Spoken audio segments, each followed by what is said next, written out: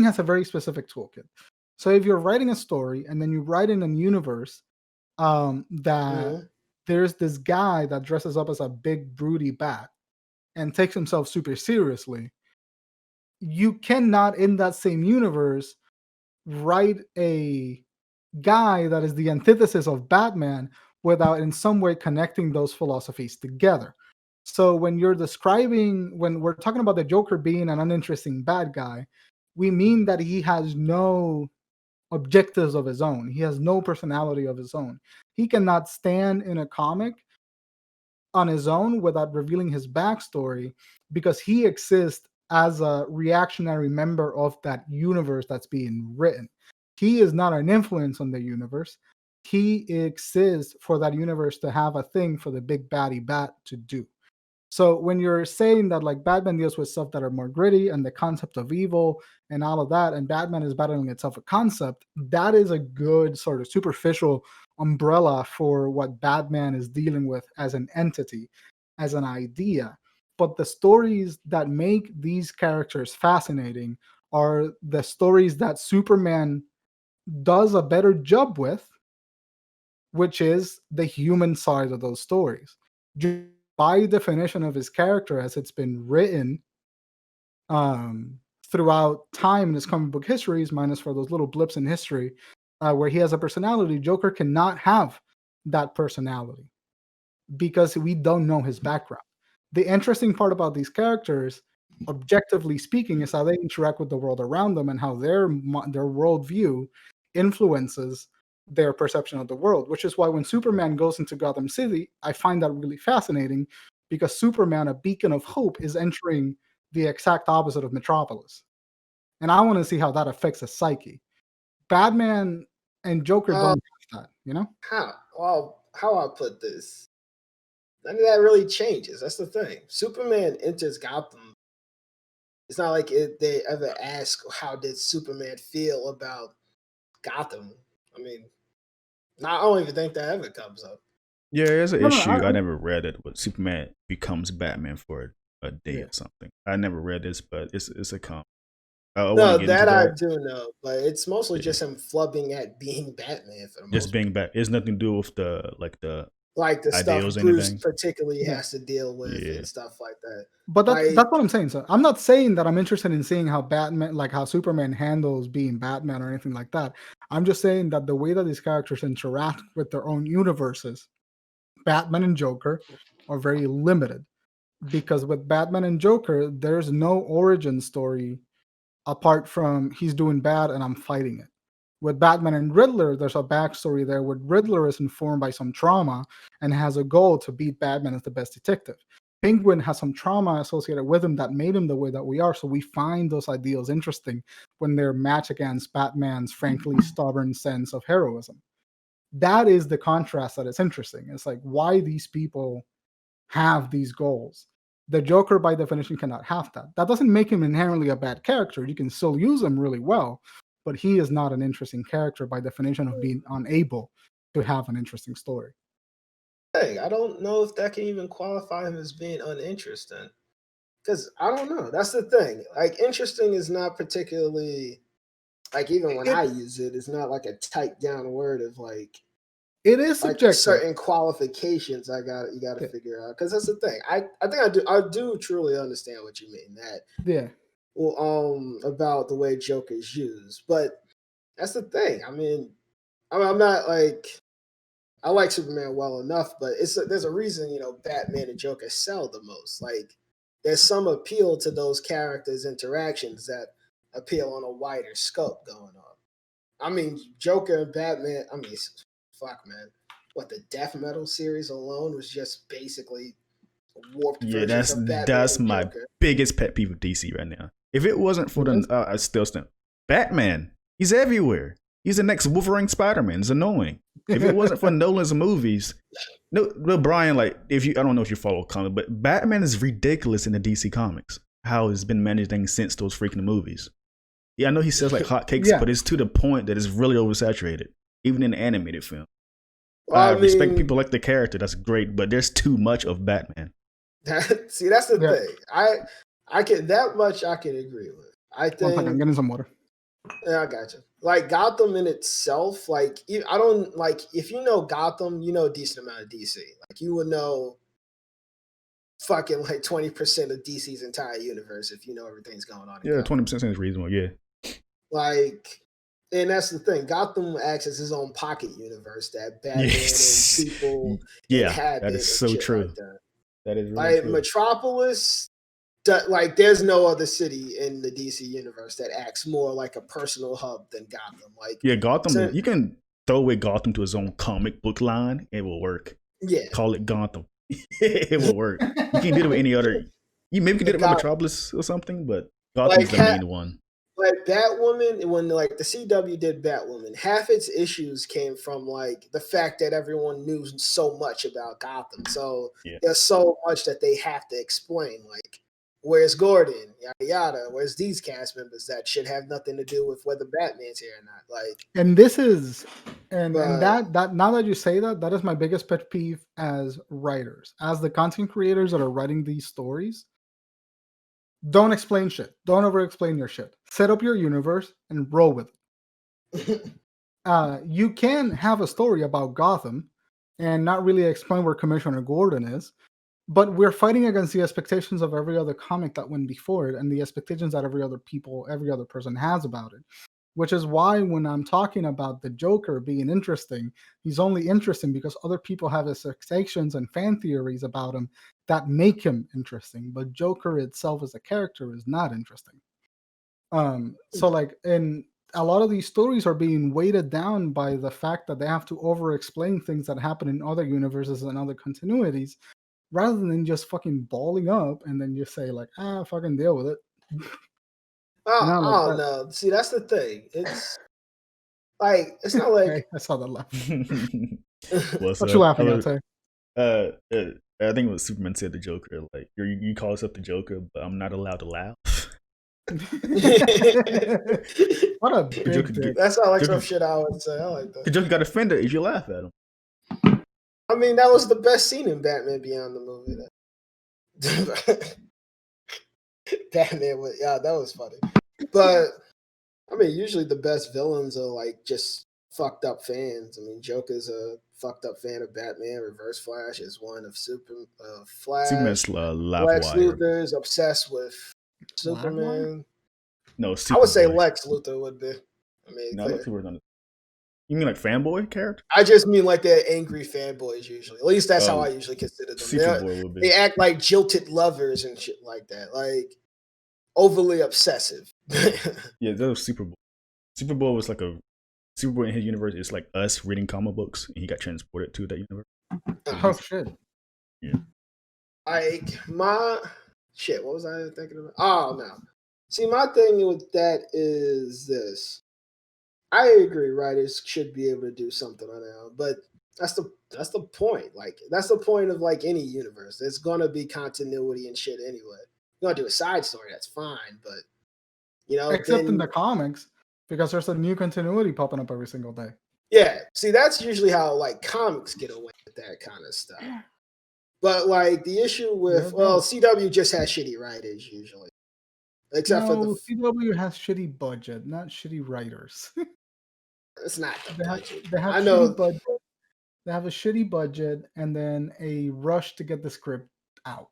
Hey Brian, that's a good point. That's a DC issue. Marvel has a thing where while they do number ones launches for people to read here, Marvel history from the 60s are still canon. For DC, they have multiverse. That was actually DC's biggest problem. They even acknowledged that they have too many multiverse. Yeah. And I think after Death Metal, I think they're trying to fix that. Yeah. What's up? Are they gonna retcon it? What? At some point, do you think they'll retcon the multiverses? Yeah, they did with Death Battle, Death Metal with DC Universe. That recently just happened. How does it manage that? Because that feels like that would piss off a lot of people. So when DC does reboots, they call it Crisis, and they clean up their. Yeah, DC does that shit a lot. So. DC actually started this trend. Anyone who's a fan of DC should be on board for their constant reboots at this time. Yeah, Marvel's known like Marvel, like I think in Marvel lore, not a lot of people have noticed, but like from the 60s, that was like 15 years ago in Marvel time. Right. Yeah, so like Spider-Man, when he first came out, his number one in 2014, he acknowledged he got his powers 15 years ago. Same with like the Fantastic Four and stuff. Yeah. So the 60s happened. It happened, but you don't have to read those. Just move on and just read on with this new point of story. Mostly fighting for following the writers. That makes sense. There's a freedom to Marvel versus DC. You know, like to now. I think DC has freedom now.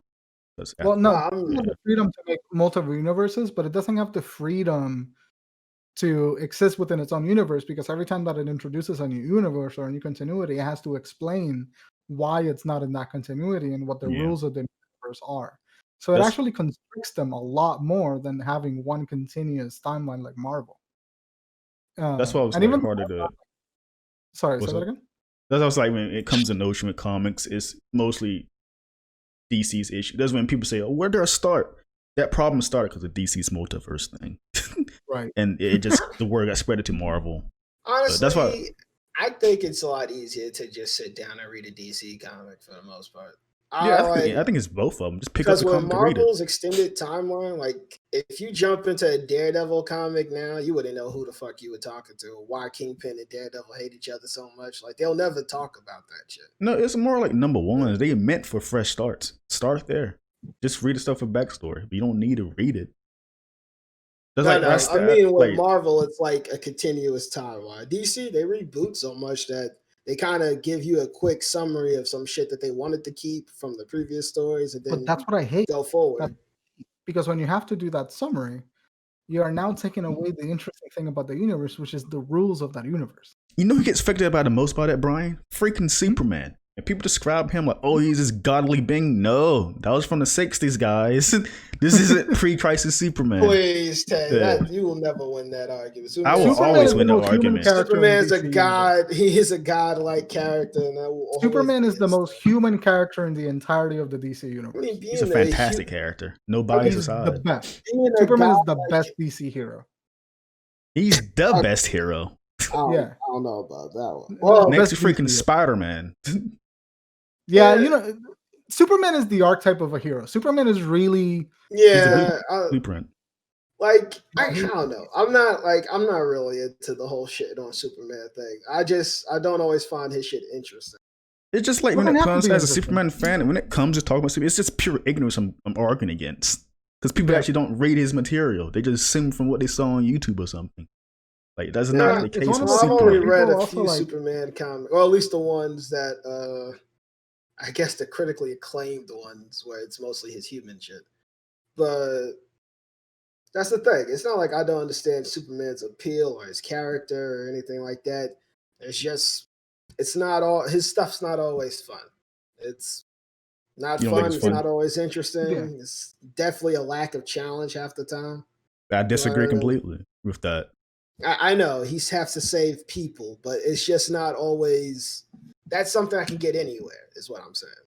Like, it's got to be. I think you're missing a big portion of what Superman does. I mean, we just had this whole thing with Joker. I think I'm going to side with Joker. We'll just have to disagree. I can go hours with Superman. Yeah. I can go. I mean, hours. I get it. I just find that annoying that characters that are power fantasies for annoying fanboys get the spotlight when there are characters that are exploring much better and interesting stories around. It's the same reason why I don't like a lot of the Marvel movies, because they look and sound the same. The stories that Joker keeps telling and the stories that a lot of these other superheroes come up with are just kind of like the same thing that we've been having. But for example, like Superman manages to be interesting a lot of the time by virtue of exploring his humanity, the world around him. All of these other characters Superman is the reactionary character, which makes him a great avatar for us to insert our own emotions on how we would react. So our emotional connection to Superman is way better than it is with Batman or Joker or Riddler or Batgirl, whoever the fuck else girl exist in the universe. They're women. Let me stop. Brian, I was still like, oh my god, it triggered me so bad when Warner Brothers said they don't know how to make a Superman movie. We're living in a perfect time for a Superman movie. And it would be arguably the best comic movie of all time. And I stand by that. Well, the issue's probably not. They focus too much on his power set. That's not the case. That's the problem with Superman writers and people. Like, stop worrying about his powers and worry about what he does with as a human person, as a character. That's the issue. No, you have to take his powers into consideration. No, you don't. No, you can't. No, you don't. No, you don't. Always going to have to. I mean, all those writers, those writers who you guys like took his powers into consideration to some degree. It's just how it is. They just All-Star Superman proved that wrong. That was his strongest yet, and he made a good story. The point. That was the point. Yeah, they took him into consideration. They just was good enough to write with them, not against them or trying to compete against them. With them, it's the same thing with a lot of characters. A lot of characters have certain powers that writers have to deal with. Daredevil can hear everything, but he's very human. So there's they can work something with the physicality of how he figures his way out of his problems. And Flash can end a story in a second. But we don't talk about that, though. But we got to argue about Superman. That's what makes those characters, to me, that's not fair for the character. Superman interesting. No, that's what makes Flash and Superman interesting. It's not just how powerful they are, of course, but it's how you use those powers. If you don't acknowledge the fact that Superman has these powers, he's got to think about his scope, how he sees the world. Like Flash, he sees it limited. Superman but that's my thing. Flash can't do everything. You remember when Flash shitted on Superman and said when he goes around the world, he sees everything at once like that. It was a joke. Well, actually, I guess he was just being a dick. But it shows scope, and I like to see a good perspective. Superman does the same thing. That's some problem. People don't read. Superman hears. He hears. He sees. He smells. My point has his. I'm not arguing against y'all. I'm arguing the fact that these guys have to write with his powers and consider him as a person. Read. Jesus Christ. No, see, Shaw. You're right that we have to write considering the superpowers that are associated with each superhero. Yeah, I'm just not saying don't fuck him over. I'm just saying think about what it would feel like to be him. But writing with the consideration of the superpowers does not mean that your story is linked to the superpowers. Yeah, exactly. You know, like your story. But that's One my Punch point. Man, dude. Let me say this before, because I gotta go watch Sabrina with my girlfriend. Okay. The Teenage on another Witch. Discord. Yeah, it's a great show. Diana, you're here. Hi. I never left. She was just quiet this whole time, I guess. Yikes. So let me say this. I think that when you write a good character, when you write Superman or when you write Batman or whoever the fuck you're writing, you have their superpowers and you have how those superpowers interact with the universe, right? Which is constantly changing because writers do whatever the fuck they want. It varies on the writer. Yeah. But the interesting thing, and this is my argument, not that when you write with those superpowers, you have to write them a specific way. I'm saying, how do you get the most interesting story out of a story like Superman? Is that you don't treat the powers as the main focus. You treat the powers as a character trait. You treat powers as, which is what you're saying. You treat the powers as a character trait. But by virtue of not treating the powers as a character trait for other characters like Joker and Batman, their ideologies are not character traits. They're the only thing that they are. Which is why they're not interesting. Why can't I get a Superman movie where he's just some guy, which is what he is in the comic books? Who is this guy? This guy will literally jump in front of you to save you when you lose all hope. Some guy that works at a daily job, gets a minimum wage, but has the powers of a god. Why can't I get that movie? What is so hard about that? Let's make a 3D animated Superman movie about that. Let's write it. You and me. So whether that would be entertaining, I'm pretty sure it will be. He just this dude. No, people look at the alien side too much. That's not him at all. That's why Spider-Man 1 or 2 are the best versions of Spider-Man. Actually, because they're more human stories. Actually, to be fair, the alien side of Superman's life would be interesting.